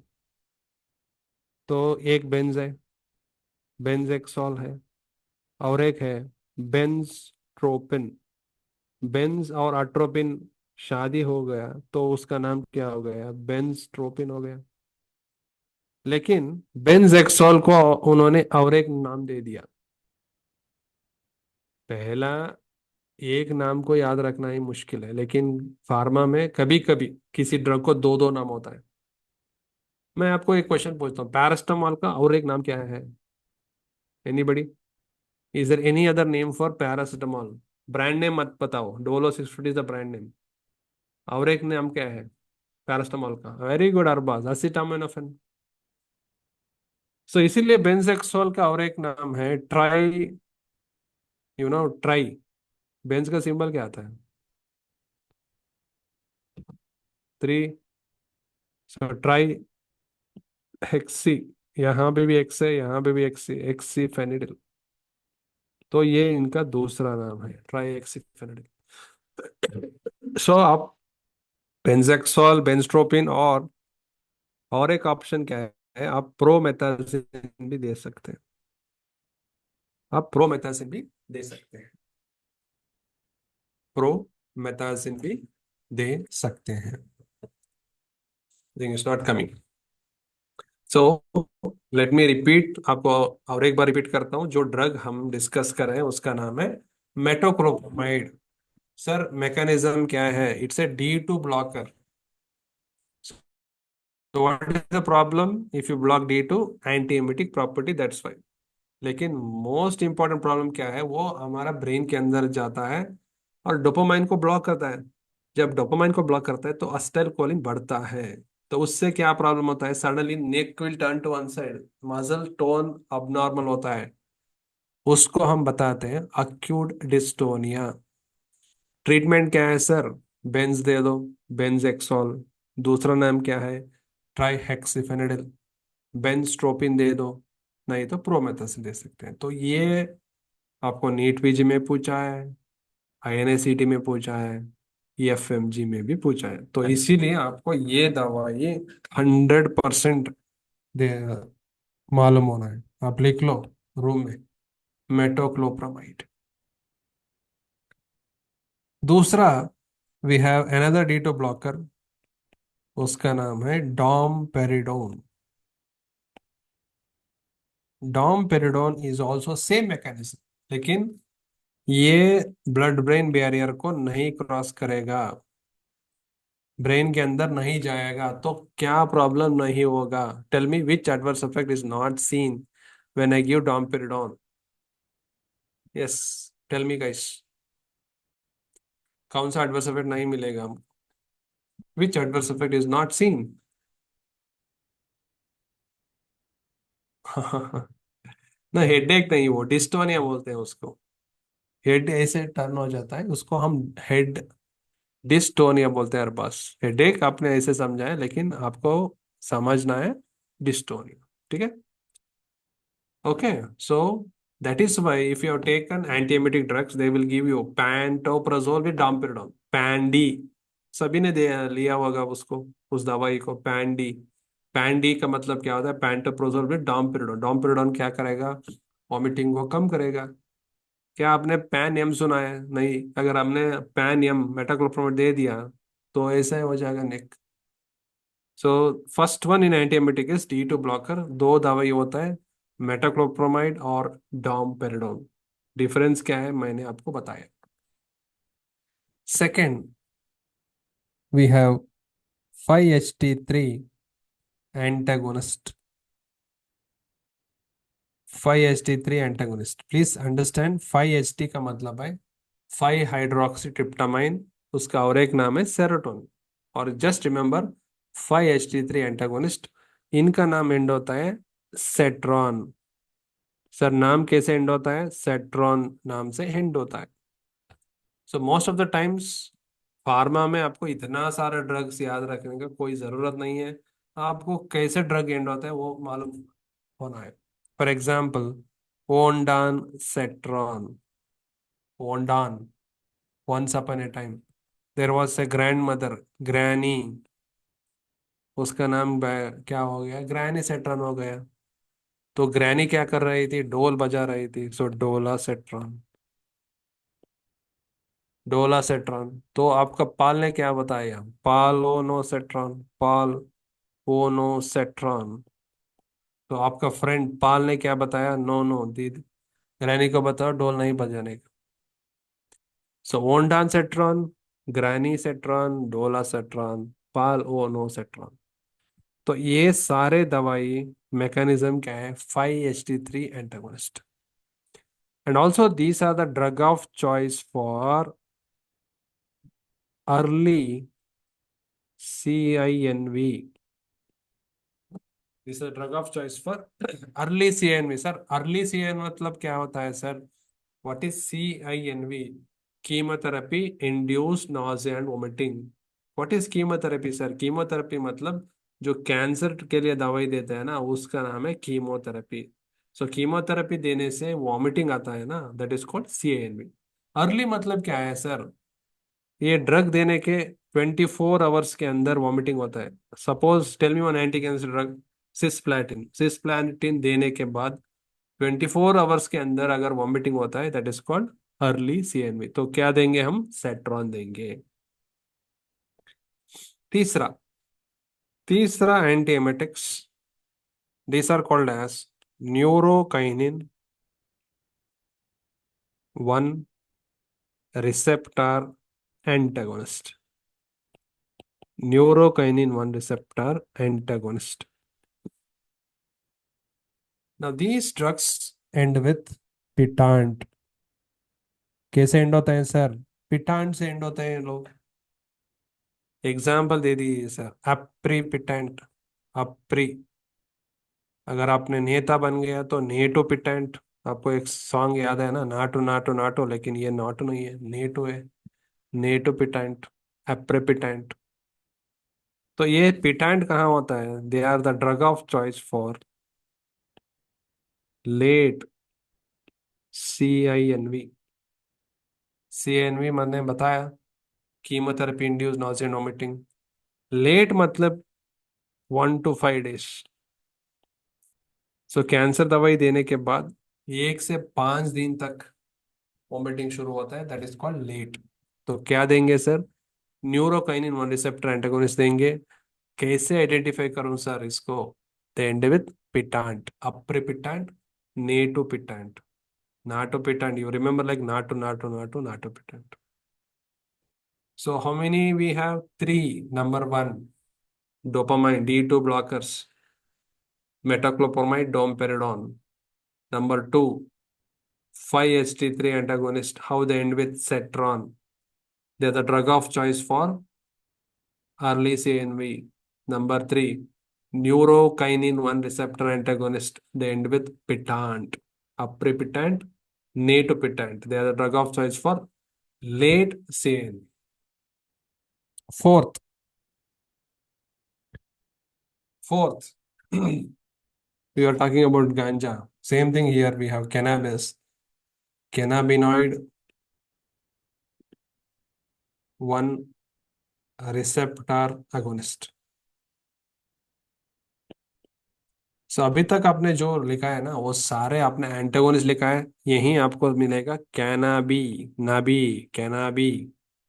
It's agonist. नाम में क्या है? नाबी। तो नैबी से एक ड्रग बना देंगे, नैबी। तो ये एक बंदे का नाम था, नैबी। नैबी वॉज अलोन, नैबिलोन। तो वो अकेला था ना, तो कहीं चला गया, तो कैसे ढूंढेंगे उसको? ड्रोन से ढूंढेंगे। सो ड्रो नैबिनॉल। ड्रोन से ढूंढेंगे तो ड्रोनाबिनॉल। तो प्लीज अंडरस्टैंड, इनका नाम में नैबी आता है क्योंकि वो डिराइवेशन किससे है? कैनाबी से। इसीलिए नाम क्या होता है? नैबिलोन और ड्रोनाबिनॉल। सर इसका इस्तेमाल कहाँ होता है? Use, these are use number one in resistant vomiting. we use them in resistant vomiting। Sir resistant vomiting मतलब क्या होता है सर? सी, पेशेंट जब वॉमिटिंग उल्टी होके आता है ना हॉस्पिटल को, हम क्या देंगे? इधर डॉम्पेराडोन देंगे या ओंडासेट्रन देंगे। उससे भी अगर उल्टी कम नहीं हो रहा है तो that is called resistant vomiting, तब हम इसको देंगे। सेकंड, ये कैनाबिस जो है ना, वो अपेटाइट को बढ़ा देता है, तो खाने का मन ज्यादा लगता है। तो कहाँ यूज होता है ये? It is used in HIV, in anorex, I mean anorexia. What you mean by anorexia? भूख नहीं लगना। एनोरेक्सिया इन HIV पेशेंट्स, वहाँ ये यूज होता है। HIV पेशेंट्स को भूख नहीं लगता है, तब ये दवाई दे सकते हैं, क्योंकि कैनाबिस भूख को बढ़ाता है। तो अब तक हमने 4 drugs we have discussed which are called anti emetics. Let us move to the fifth one. Fifth drug, fifth drug, they are called as anticholinergic. Anticholinergic drug नाम है हायोसिन। उसका नाम है हायोसिन। हायोसिन का और एक नाम है स्कोपोलामाइन। हायोसिन का और एक नाम क्या है? स्कोपोलामाइन। दोनों एक ही दवाई है। मैंने बताया ना, कुछ दवाई के लिए दो दो नाम होता है, लेकिन एग्जाम में का मूड कैसे है हमको क्या पता है। अगर स्कोपोलामाइन दे दिया ऑप्शन में तो चूज करना पड़ता है। Please understand, it is the drug of choice for motion sickness. It's a drug of choice for motion sickness. Sir what do mean by motion sickness? Motion sickness मतलब अगर आप कहीं ट्रैवल कर रहे हैं, you are travelling somewhere, suppose you are travelling in a bus in A hill area, ऐसे ऐसे घूम के जा रहा है फास्ट फास्ट में, तो क्या होता है, वेस्टिबुलर अपरटस एक्टिवेट होता है, उससे आपको उल्टी आता है। और you are travelling in a ship, तो शिप में जर्नी कर रहे हैं 3 दिन के लिए, तब आपको उल्टी आता है। और you are travelling in a aeroplane, then you get the sensation of vomiting, that is called motion sickness. So if you travel in a ship, that is called sea sickness. Travel in a flight, it is called as, आप बताना, अगर आप flight में जा रहे हैं और उल्टी का सेंसेशन आ रहा है, उसको क्या बताते हैं? एयर होस्टेस बताते हैं ना, क्या बताते हैं उसको? Anybody? You travel so many times in flight to abroad, tell me. वो बैग देता है ना, उसका नाम क्या है? Tell me, you know it?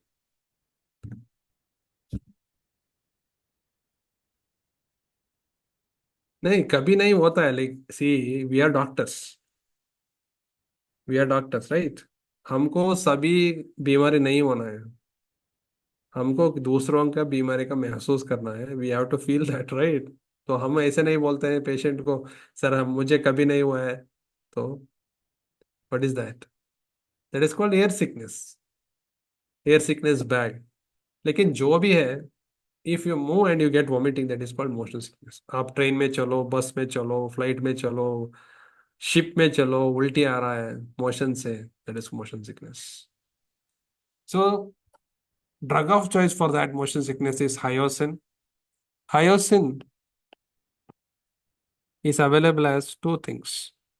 आप इसको टैबलेट जैसे भी आता है, और एक पैच की तरह मिलता है। पैच क्या बोलते हैं इसको? हम इसको बोलते हैं ट्रांसडर्मल पैच, कहते हैं इसको। Patch is also called as transdermal patch, क्योंकि हम उसको स्किन के ऊपर डालते हैं, इसलिए it is called transdermal patch. No, hyoscine is available as tablet also, patch also. मुझे आप ये बताइए कि हम इसको जर्नी से पहले टैबलेट लेना है या जर्नी के बाद लेना है इसको? Yes, tell me. Hyoscine should be taken before journey और after the journey has started? या वो भी इंपॉर्टेंट है ना, पेशेंट को बताया ना आपको, पहले लेना है या बाद में लेना है, उल्टी के बाद लेना है? Yes, before Gajanan Shiva, you are right, it is a prophylactic drug. अगर आप छोटे मोटे जर्नी कर रहे हैं 4 घंटे 5 घंटे, तो टैबलेट ले लो। टैबलेट कब लेना है sir? You to take tablet 1 to 2 hours before journey. अगर आप 10 बजे को जा रहे हैं, तो 8 बजे को एक गोली ले लेना है। तो कब तक काम करेगा सर ये गोली? 4 to 6 hours it will work. तो अगर आप 4 या 5 या 4 घंटे जर्नी कर रहे हैं, तो ये ले लीजिए। सर पैच, पैच काम करता है, देखते हैं पैच। पैच को आप 6 to 8 hours before journey, 6 to 8 hours before journey आपको पैच को लगाना है। और पैच कब तक वो काम करेगा सर? 3 दिन काम करेगा sir, 3 days it will work. तो टेल मी, कौन सा जर्नी में आप पैच पेशेंट को देंगे आप? किस जर्नी में? फ्लाइट जर्नी में या शिप जर्नी में या बस जर्नी में या ट्रेन जर्नी में? बताइए। Ship, sea sickness, suppose you are going in Titanic ship, 3 दिन तक आपको नहीं चाहिए मोशन सिकनेस, आप पैच दे दीजिए। अब और एक, you tell me one more thing. अगर आपका शिप जा रहा है 10 बजे को, 10 AM, तो पेशेंट पैच कब लगाना है बताइए? 10 बजे को शिप निकल रहा है, तो आपको पैच कब पेशेंट को लगाना है? 2 to 4? So practically we can tell the patient, you get up at 2 o'clock, 3 o'clock, 4 o'clock। हम ऐसे बताते हैं कि रात को ही वो वहाँ लगा के सो जाइए। Okay, you they can apply a night before journey. Okay, don't calculate 6 hours and do that. Just tell them A night before journey, they can apply and sleep. That is enough.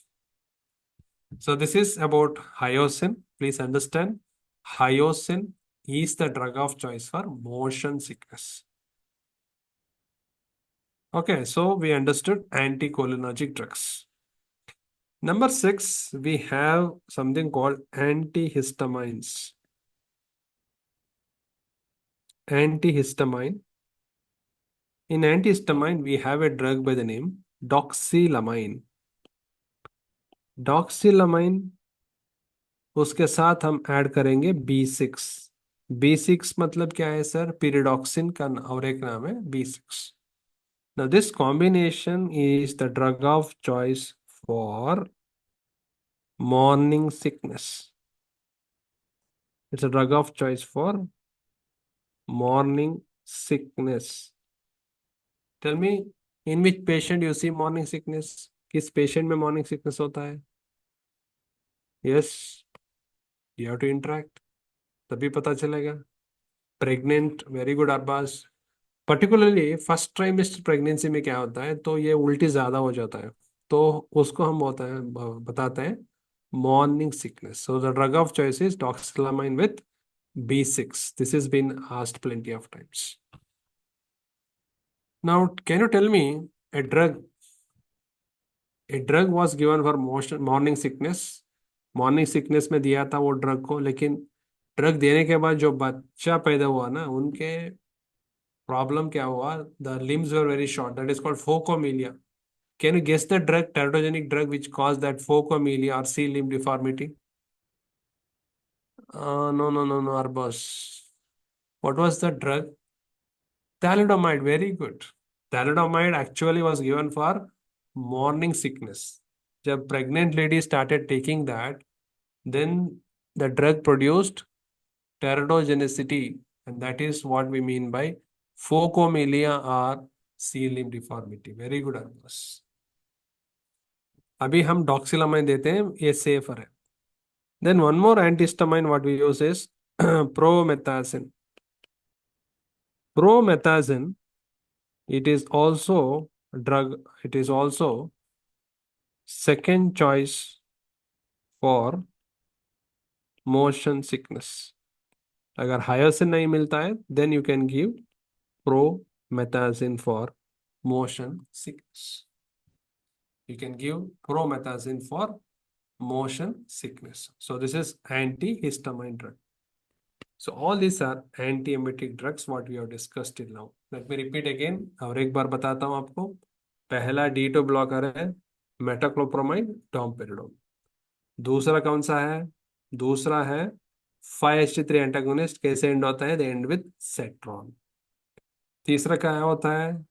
तीसरा, yes, neurokinin 1 receptor antagonist. They end with pitant. then we have then we have yes, anticholinergic hyoscine, drug of choice for motion sickness.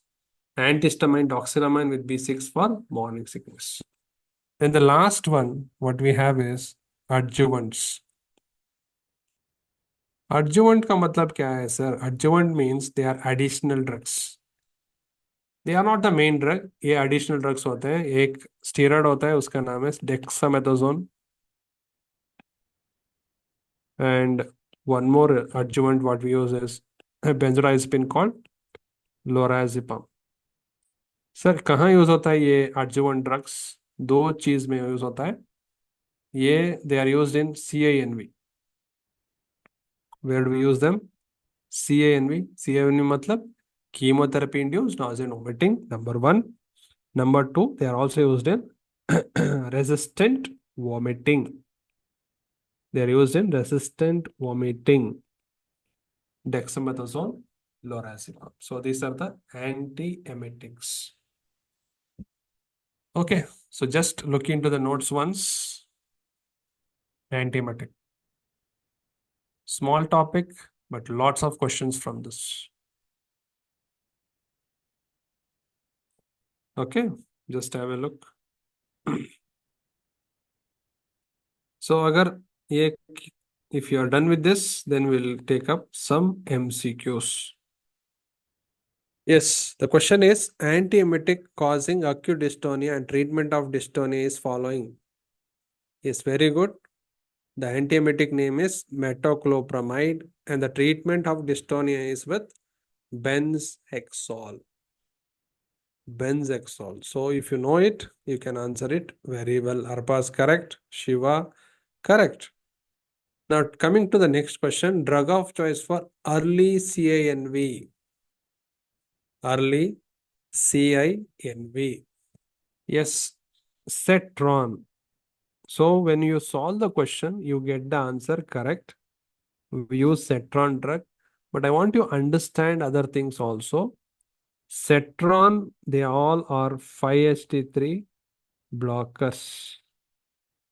Pitant, they are neurokinin 1 blockers. They are the drug of choice for late CINV. Tell me, doxylamine with B6 is a drug of choice for which condition? They are the drug of choice for morning sickness. Morning sickness.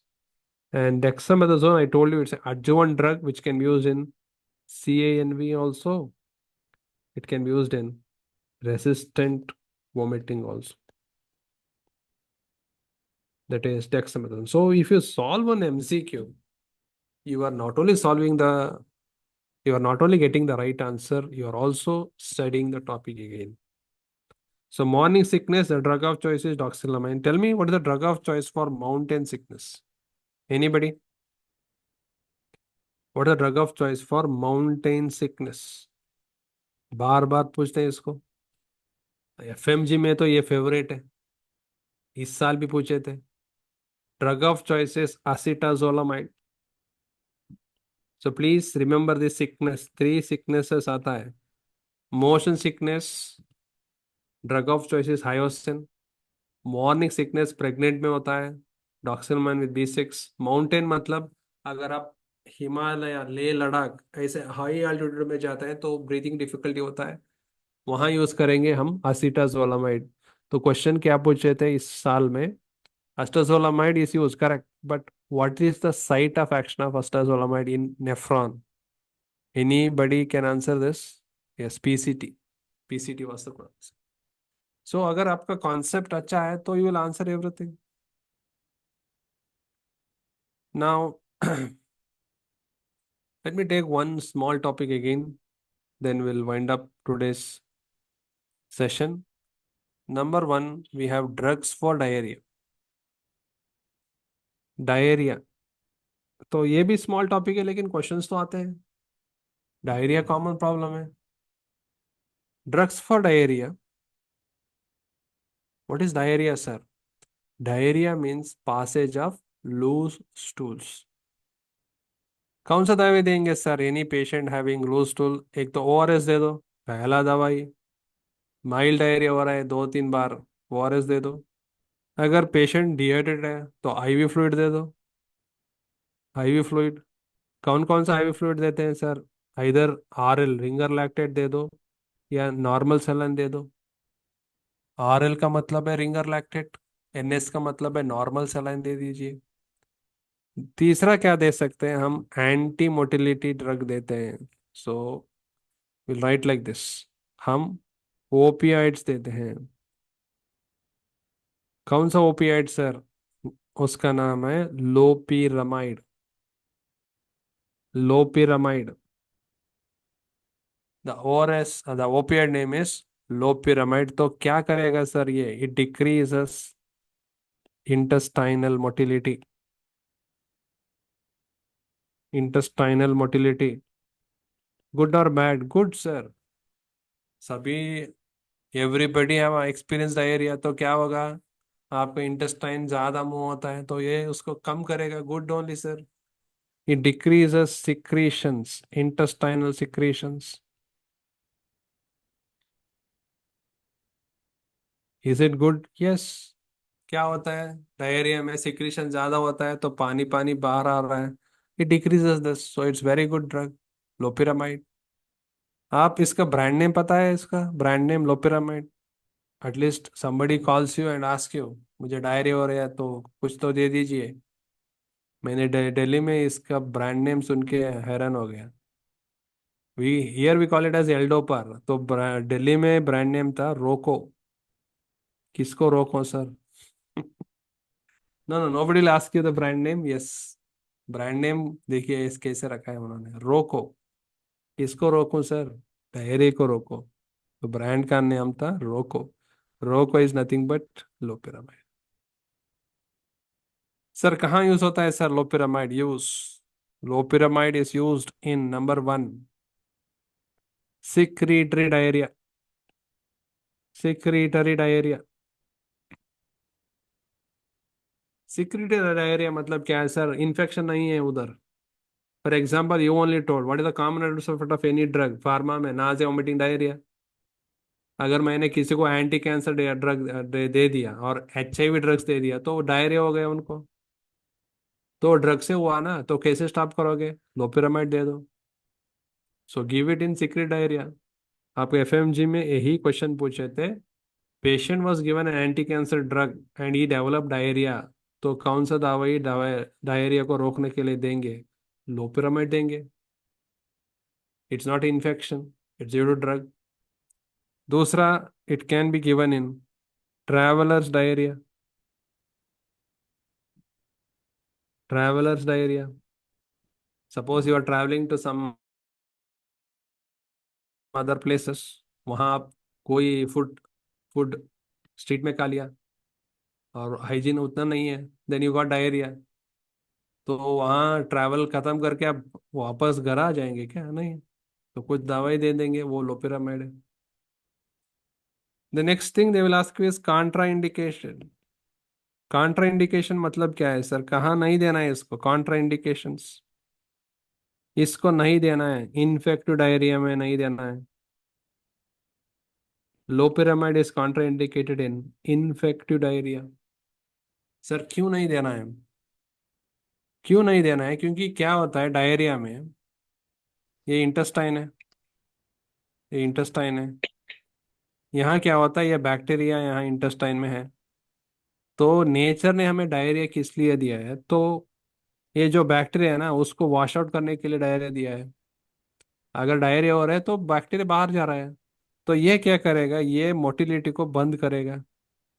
जब आप motility को बंद करेगा तो bacteria मजा ही मजा करेंगे, तो वो बढ़ जाएंगे, तो इन्फेक्शन बढ़ जाएगा।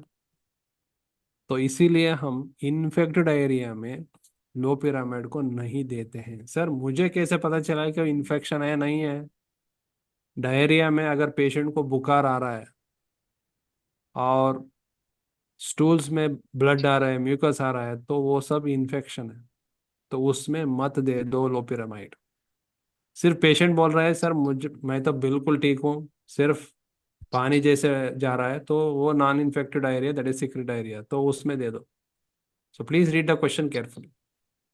Now it is not used in infected diarrhoea.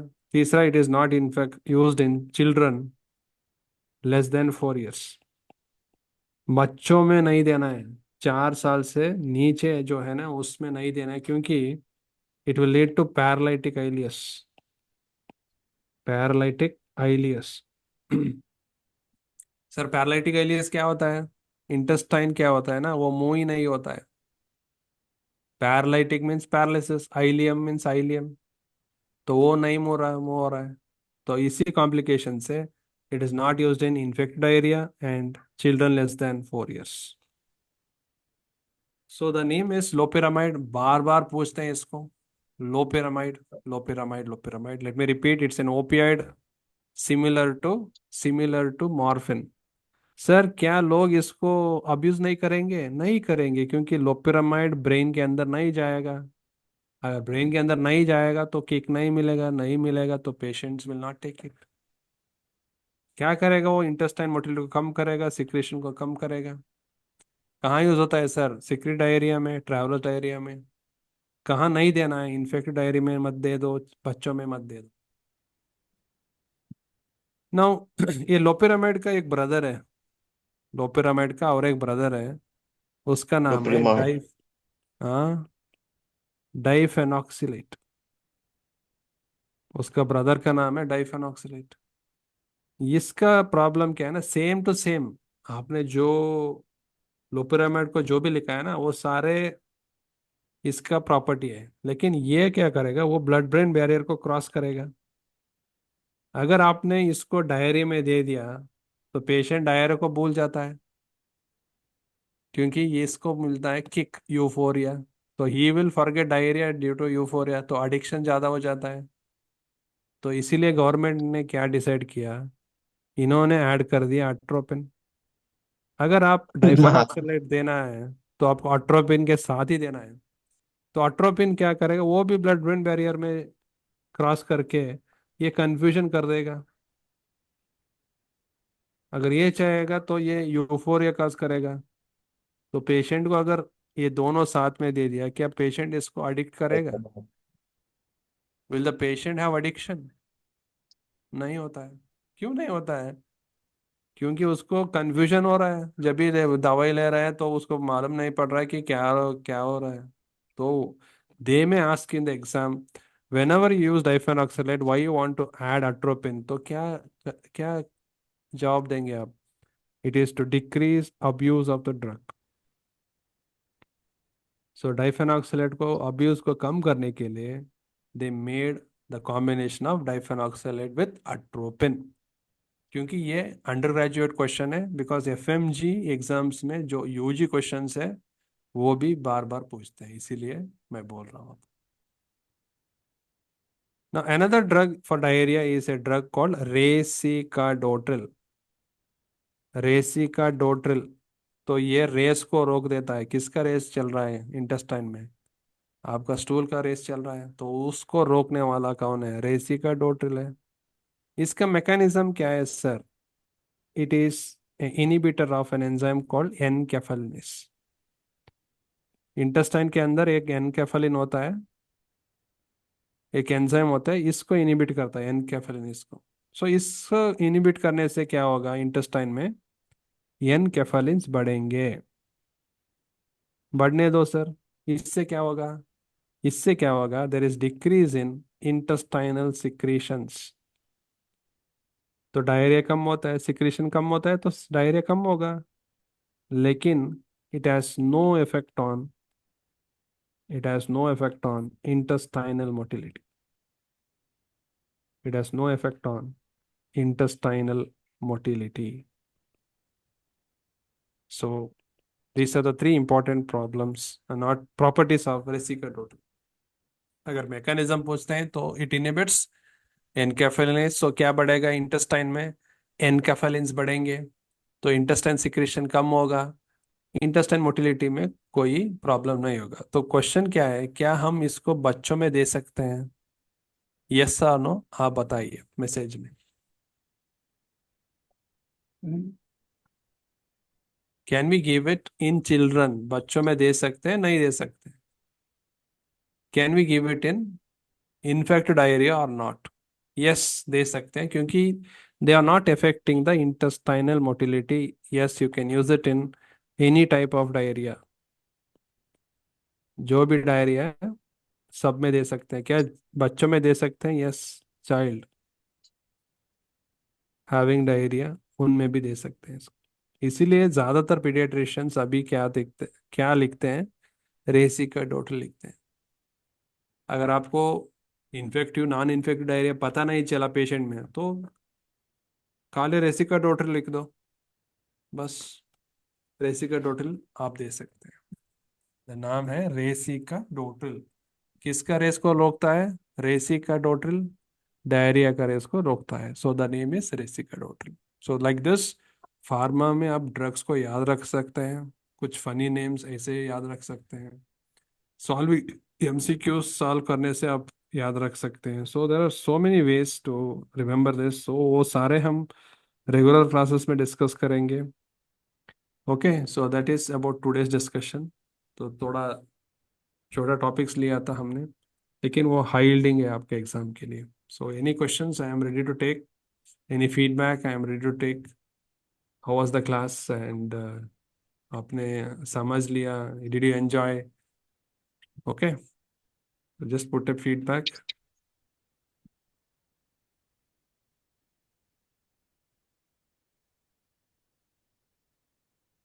Super duper.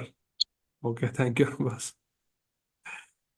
So starts. So that's what any class we will have this type of discussion topic. Then high yield one-liners, then MCQ solving. So you will understand pharma in a better manner.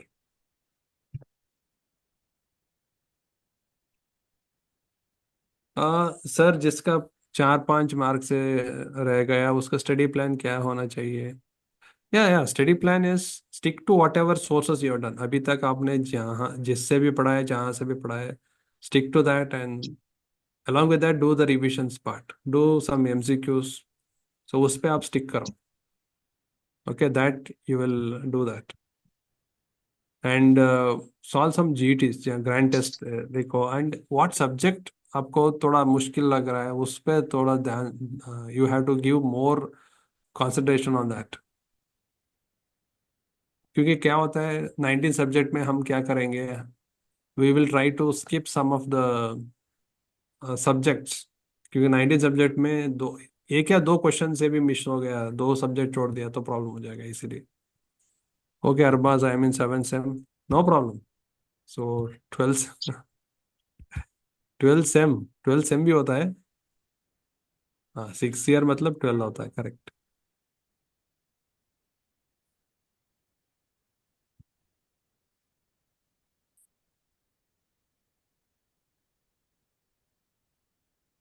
Okay Shiva, nice to know that. Arbaz, nice to know that.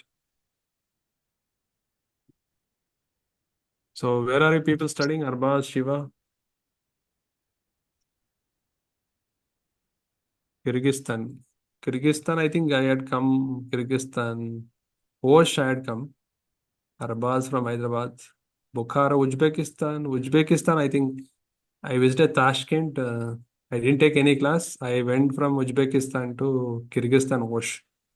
Ajanan, yes, Osh. I think I was seen in Osh. I don't know whether we have met in Osh. हाँ ओश में आया था. Arbaaz Kyrgyzstan आया था. I don't know. Osh I had come. I think Bishkek. Yeah, sure we'll visit next time. Okay, guys, all the very best. Thank you for spending the time with me. And yeah, so please, any more information you want, contact the number 7703388108. Okay, thank you all. All the best. I'll see you soon. Thank you.